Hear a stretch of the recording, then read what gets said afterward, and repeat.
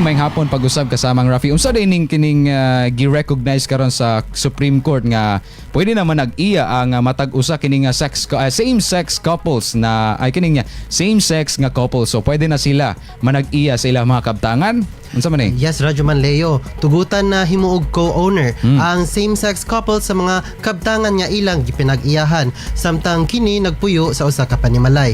Gani Radyo Manleo, kini girekognisa sa Korte Suprema ilawom sa Article 148 sa Family Code diin alang sa mga naghinigugmaay nga nag-uban apan dili pwede mamahimong ikasal ubos sa balaod. Matud pa ni Associate Justice Joseph Lopez.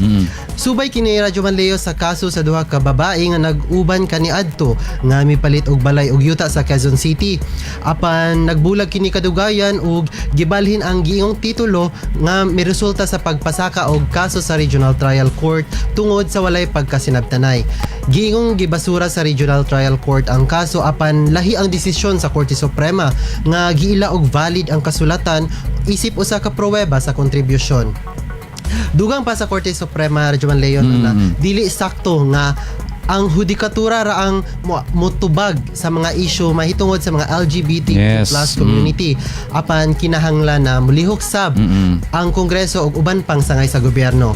Samtang mipahayag usab si Associate Justice Ami Lazaro Javier Radyo Manleo nga ang balaod mamahimong iangay sa modernong sosyedad ug mohatag og patas nga pagpanalipod sa mga same-sex couples sa nasud.